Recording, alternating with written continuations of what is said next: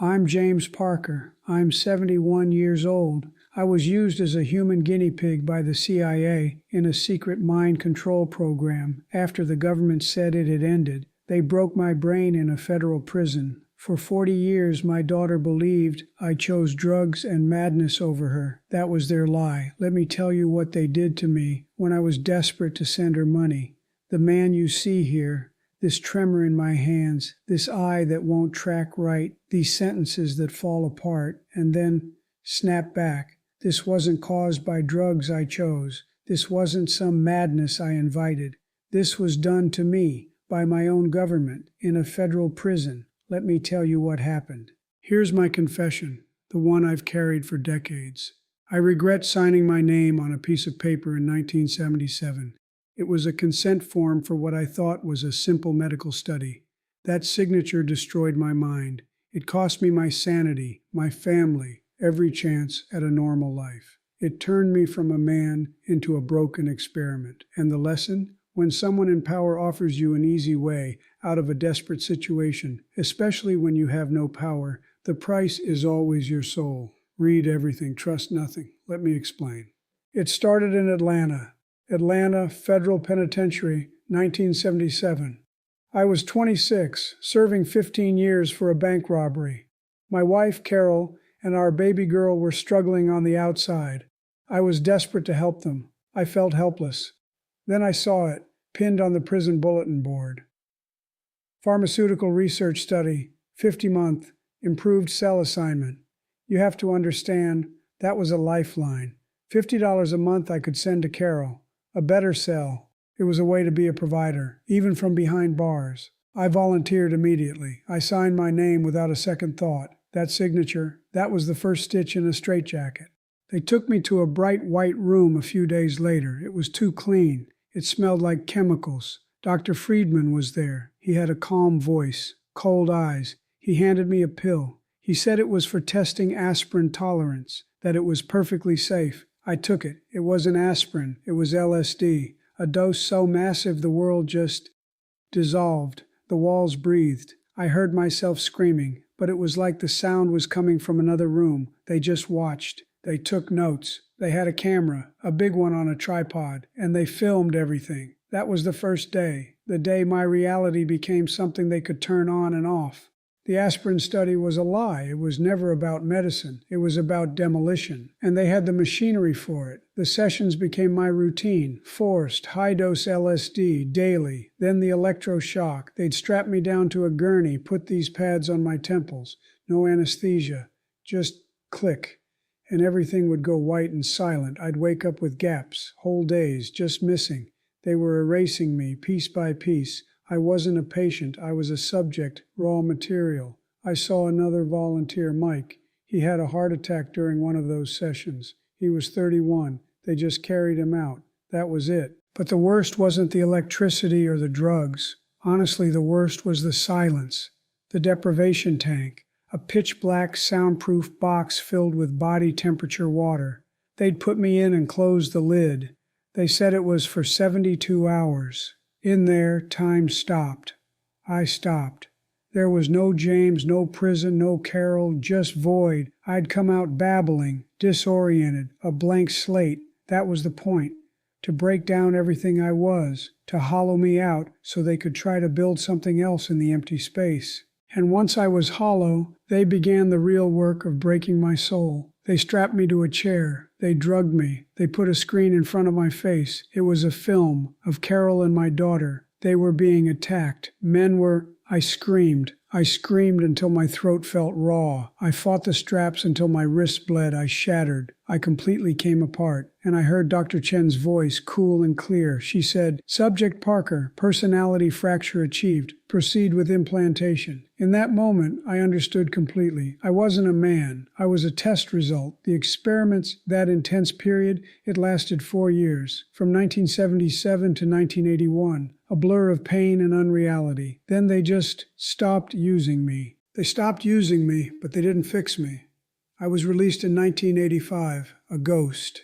The man Carol married was gone. I was a stranger in my own skin.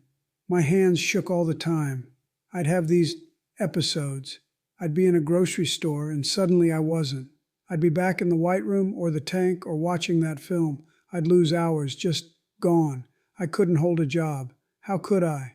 I'd be stocking shelves and a fluorescent light would buzz the wrong way, and I'd be on the floor, curled up, shaking. They'd fire me. Of course they would. I was frightening. I was broken. Carol tried. God, she tried. For a few months, she let me stay in the apartment, but I wasn't her James. I was this twitching, jumpy thing that woke up screaming, that looked at our daughter, she was 9 years old by then, with this blank terror because sometimes, in my head, she was still the baby in that film.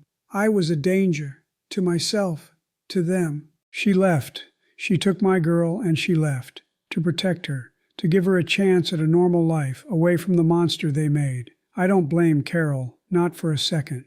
If I could have left me, I would have too. I was homeless for 6 years, slept under bridges, in shelters when I could stand the noise. The flashbacks were constant. The world wasn't solid anymore. Sounds had colors. Walls breathed if I looked at them too long. That's a real thing, you know. They call it hallucinogen persisting perception disorder, a souvenir from the LSD. It never goes away. For a decade I believed the lie, the one they let me believe, that I was just damaged goods, a casualty of my own bad choices, the robbery, the desperation, that the madness was in me all along and prison just let it out. I wore that story. It was easier than the truth. The truth was too big, too dark. Who would believe me? A convicted bank robber saying the CIA broke his brain in prison? I'd sound insane. Then in 1995, I was in a public library, trying to stay warm. I was reading a newspaper article about government secrets, something about the church committee hearings from the 70s,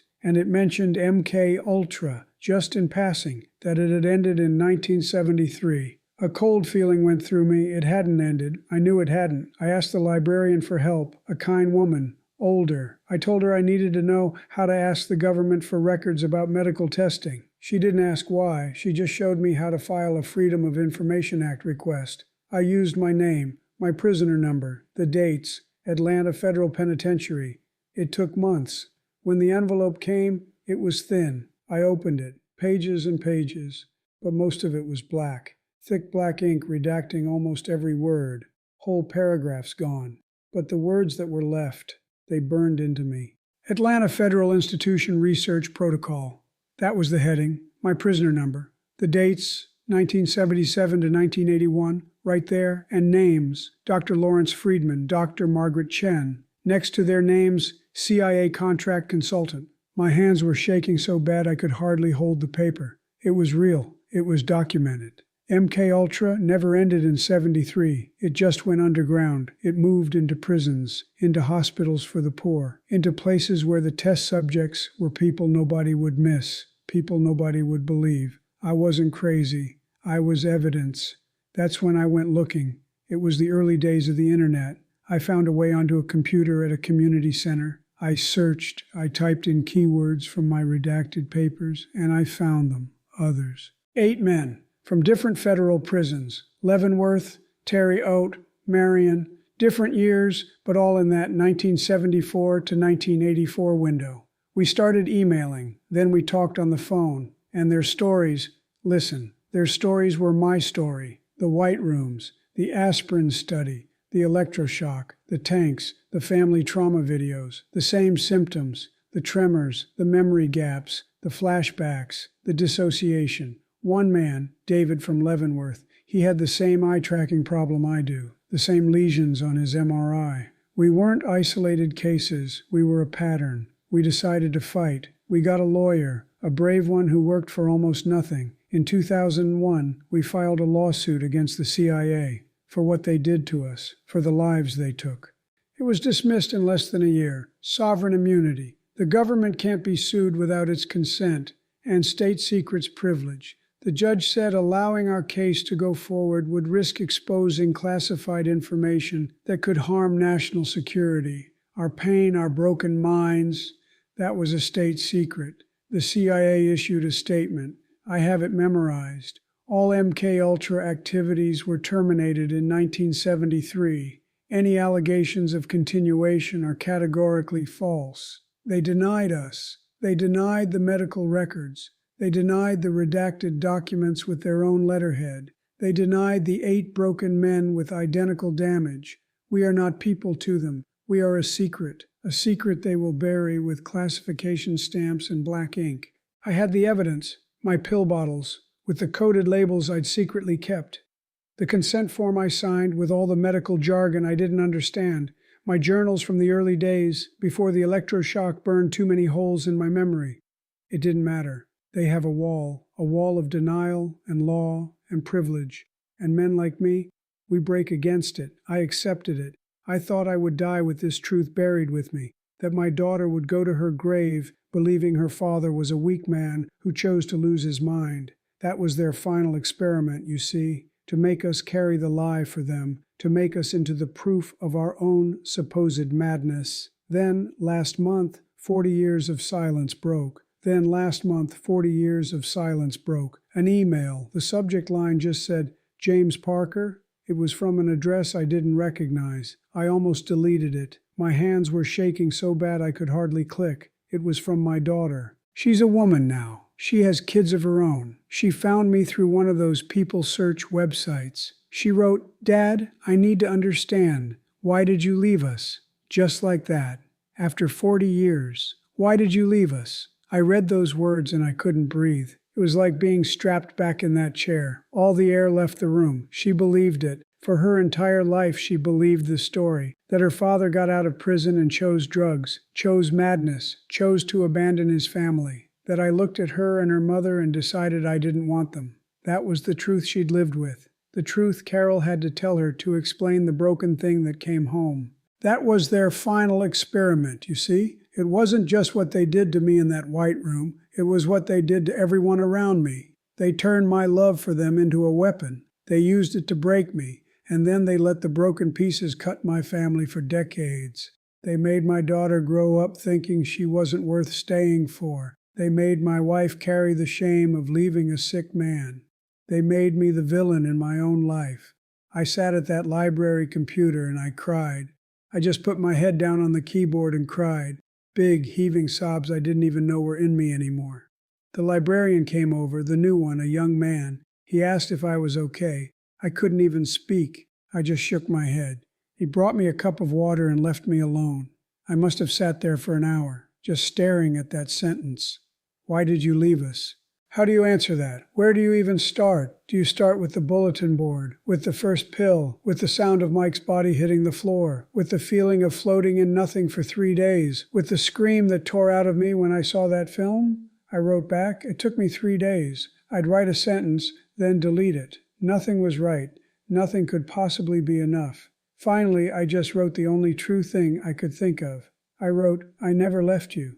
They took me away from you. And I am so sorry it took me this long to find the words to tell you how. I hit send. My finger was trembling so hard I missed the button twice. She wrote back the next day. She said, tell me. So I did. I started writing it all down. In emails, piece by piece. The bulletin board. The $50, Dr. Friedman's cold eyes, the melting walls, the electroshock, the tank. I sent her the foyer documents, the blacked out pages.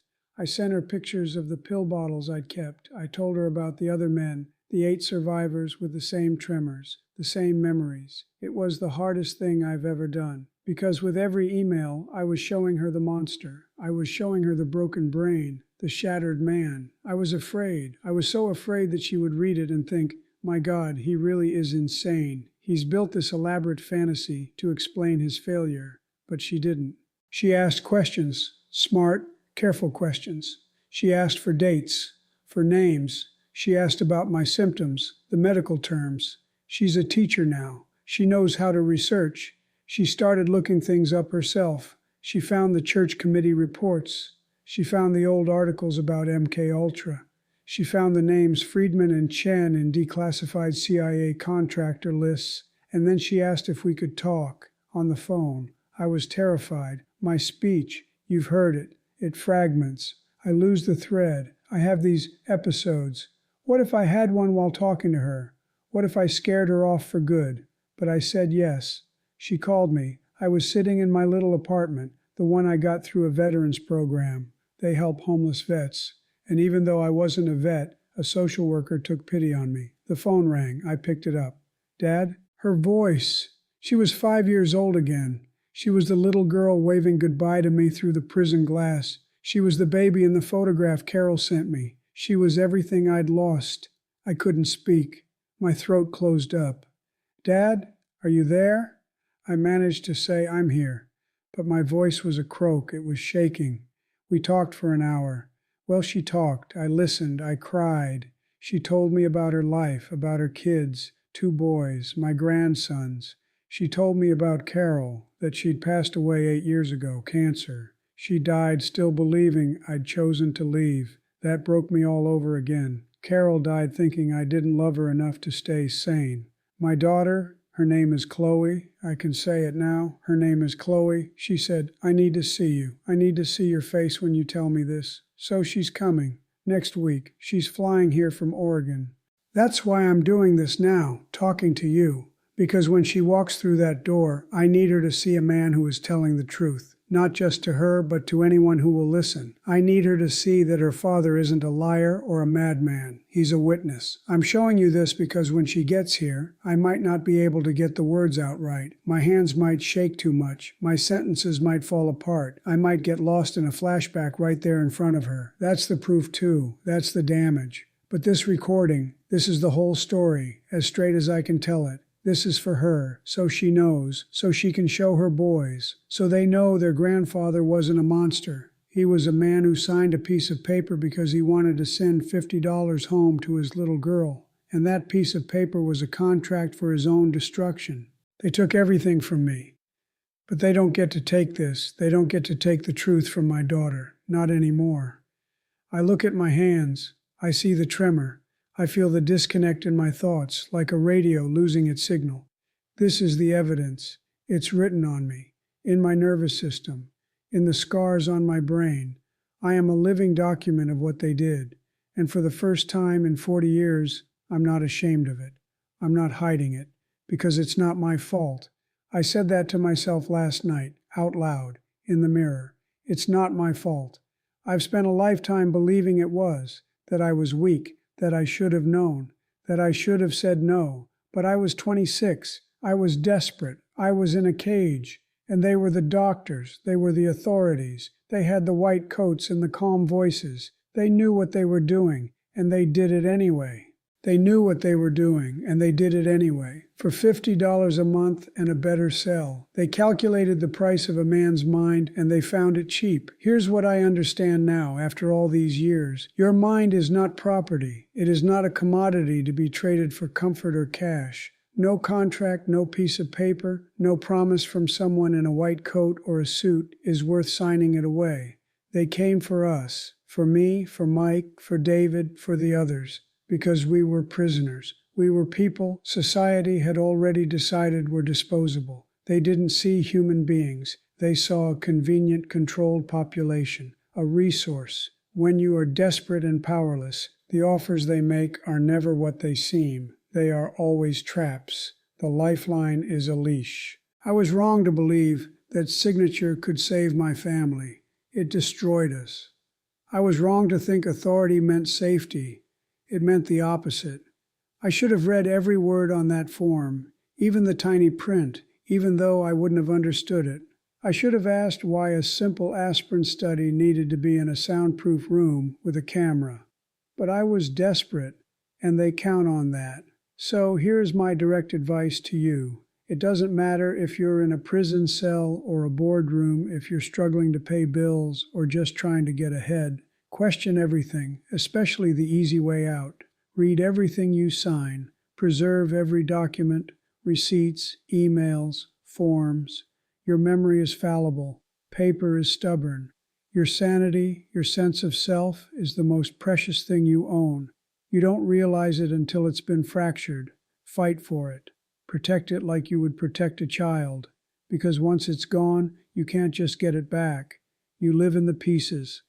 And look around you. Who in our society do we treat as disposable? Who do we lock away and forget? The prisoners, the poor, the sick, the immigrants. That is where the next experiment will happen. It already is. MK Ultra never ended. It just changed its address. It moved into black sites, into private prisons, into detention centers. They hide behind words like national security and state secrets, because the real secret is that they have never stopped using human beings as laboratory animals. The only thing that stops them is light, is witnesses, is people who refuse to look away. I have no hope of compensation, no hope of an apology. The lawsuit is dead. The CIA will never admit it. They will let me die, and then they will seal the records for another 100 years. My hope is different now. It's smaller, and it's everything. My hope is that my daughter, Chloe, will look at me and finally see a victim, not a villain. My hope is that she will tell her sons the true story. My hope is that you, hearing this, will believe a trembling old man over a polished government statement. My hope is that you will remember that we, the broken, the forgotten, were someone's sons, someone's fathers. We loved and were loved. That matters. You still have time. Time to demand better. Time to ask the hard questions. Time to share stories like mine so they can't be buried. Time to look at the people society throws away and see their humanity. I lost 40 years. But you have this moment right now. Use it. This is why I'm speaking to you. This channel, from what I understand, is a place for stories that need to be heard. Stories from the edges.